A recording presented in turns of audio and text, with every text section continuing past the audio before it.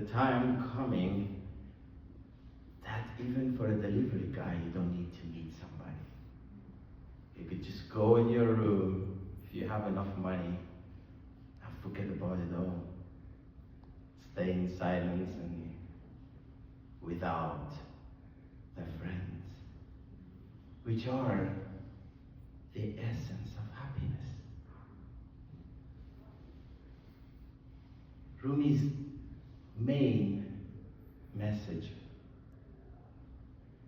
is to love is love and friendship. Is to become one with the other.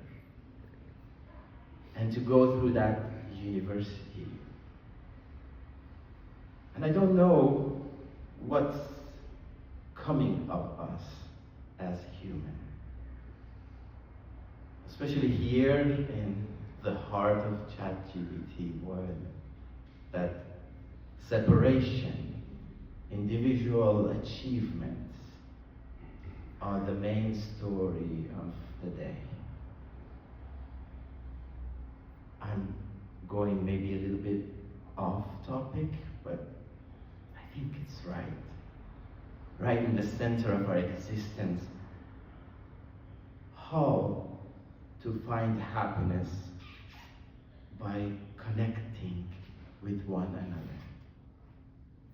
And I'm not just talking about your romantic love. I'm talking about you wake up and you're passionate to go meet a friend. You're passionate to start the day, to leave God, which is love.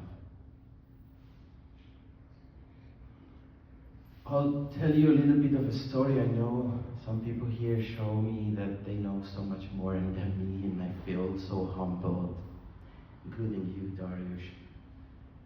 But I want to take you 800 years ago, almost when Rumi was here on this earth. I read his poems in Farsi. So Farsi as a language has not changed. I doubt that you can find any other written language that you can go and read an 800 years old work and you could still understand without needing to do a lot of research. And this is the platform that Rumi has, a language that has no gender, there's no he, she. So if you read a love poem in Farsi, you could attribute it to whoever you love. That's God, your girlfriend, your boyfriend, your friend, your spiritual friend, whoever that you feel this incredible energy towards, you can attribute this love poem in Farsi towards them. That's why I want to tell you that whatever I try to translate, I will fail. So I will not attempt to create a word-by-word translation of Rumi. All I would try to do is he could help me to transfer the meanings behind his stories. He was a dean of the most important university of his time at his city of Konya. He was born in Afghanistan. He was an immigrant like me and many of us in this room. Persia, his country, was about to be destroyed by the forces of Genghis Khan. They were at the border knocking at the doors of each city. And as he traveled with his father, who was a great scholar of Islam and Sufism, they passed through Nishabur. They met Attar, who is another great Sufi and poet. And later he knows that Nishabur, with 1 million population, was destroyed by the Mongol invasion. and so many other cities that Rumi, as a 10-year-old boy, was immigrating with his family through until they get to Baghdad, which will be destroyed later. He is in a very interesting part of the history of both Islamic and Iranian history, where all the great cities of these civilizations are about to be destroyed. And well, he survives. He survives in the city of Konya, where the Mongols spare later on, and become perhaps the most important writer who wrote in Farsi. Say hello.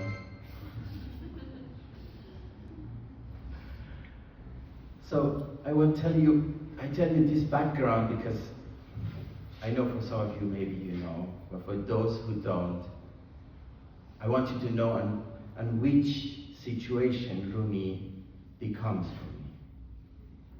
In a place that he is about to lose everything. People of his civilization, they were the masters of the world for centuries. They were the centers of science, technology, and proud. And by the time he's in Konya, he hears the destruction of this civilization. He hears the news, but he refuses to mention it in his work because he's looking to the future. این ببین که مقنی جو میکند تا به قرنی بعد از این آبی رسد. He sees himself like, I don't know if you know about Kanat, like it's one of these underground rivers that the Persians mastered in building. He says, I'm like that. I'm the man who is digging a Kanat, creating an underground river. It will take 100 or 200 years for this water to start flowing to the city. By the 200 years from now, people will have water, and it's now 800 years past that time. When he's in Konya, his father passes away, and his father is the dean of the university, and he's 27 or 28 years old when he becomes the dean of the University of Konya. He meets Shams when he's around 38 or 39 years old. Shams is a wanderer, like not a homeless guy, but you know, he dressed up okay, but he was traveling and he had nothing. And he knew a lot. This meeting, however it took place, changed Rumi's life forever. Shams was an ocean that poured into Rumi. And Rumi decided to say no. To say no to everything he had. He was the most respected man in his time. And he started dancing. He started only talking to Shams and stopped his classes.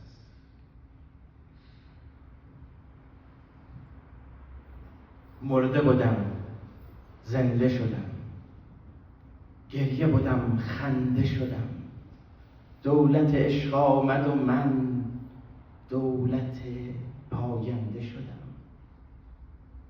دیده سیر است مرا، جان دلیر است مرا، زهره شیر است مرا، زهره تابنده شدم.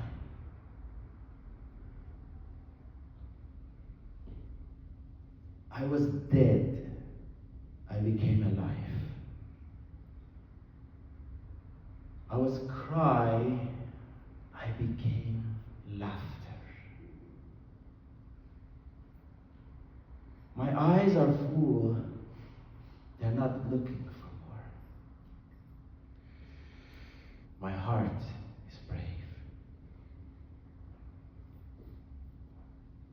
as a lion. گفت که دیوانه نی، لایق این خانه نی. رفتم و دیوانه شدم، سلسله بندنده شدم. گفت که سرمست نی، رو که از این دست نی. رفتم و سرمست شدم و از طرب آکنده شدم. Rumi tells us about his encounter with Shams, with his spiritual friend, the man who changed his worldview. And this is the conversation they have with each other. Shams tells him, "You're not mad.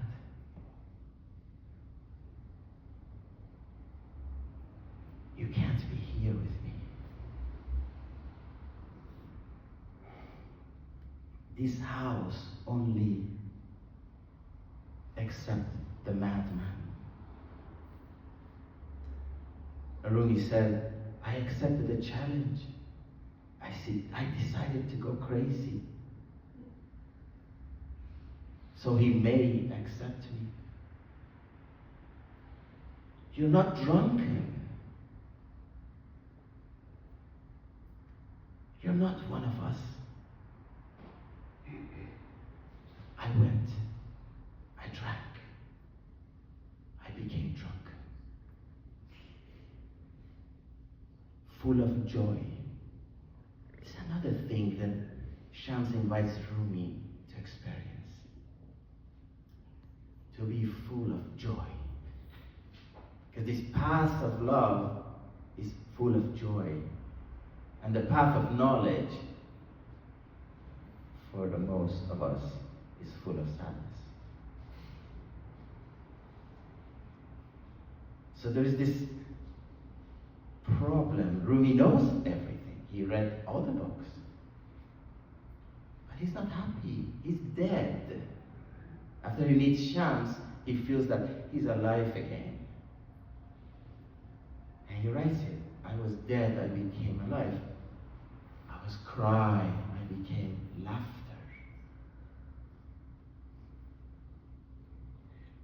گفت که تو زیرککی مست خیالی و شکی. گول شدم، هول شدم و از همه برکنده شدم. Shams told me that you're clever.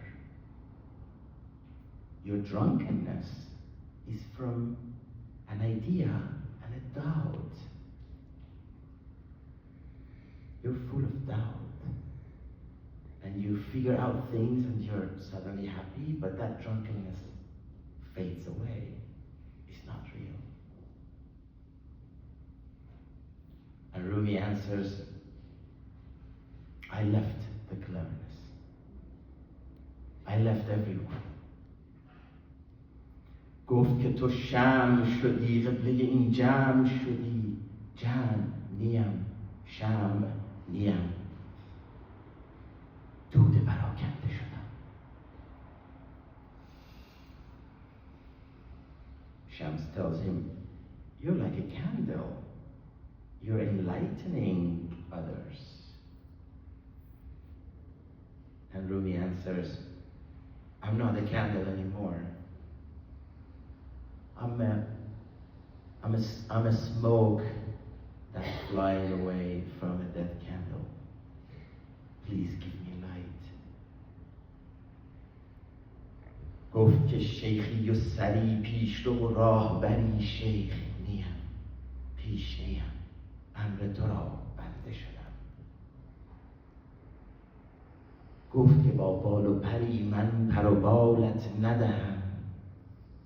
در هوس بال و پرش بی پر و پرکنده شدم.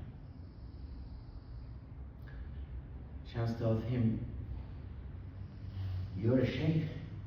You're the leader of a community.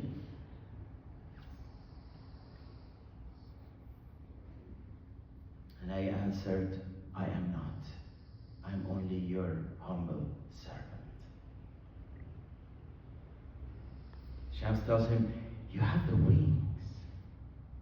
You're flying. Rumi answers, I don't fly. In that desire that I may have your wings, I'm cutting mine. Because I want yours. And this is a gamble. Because Rumi has everything. But not happiness. He's unhappy. He's a leader. He's respected. When he meets Shams, he knows. Because they are from the same quality of beings. When you meet someone that you know them. This is that time. That Rumi knows Shams has it. The thing he wants, even he has all of it. But without what Shams has, Rumi is dead, crying in sadness. And Shams asks him, you have to let it go. No books anymore. You cannot read. You know enough. No teaching anymore. Leave your positions. No leadership. Step down. گفت مرا دولت نو راه مرو رنج مشو زان که من از لطف و کرم سوی تو آینده شوم. گفت مرا عشق کهن از بر ما نقل مکن. گفتم آری نکنم. ساکن و باشنده شدم. چشمه خورشید تویی سایه‌گه دید منم. چون که زدی بر سر من پست و گدازنده شدم. تابش جان یافت دلم وا شد و بشکافت دلم. اطلس نو بافت دلم دشمن این ژنده شدم. And now Shams gives him the promises. I bring you a new kingdom. You don't suffer, you sit. I bring you the new kingdom with compassion and love. Promise me never, ever to tell these secrets between us to others.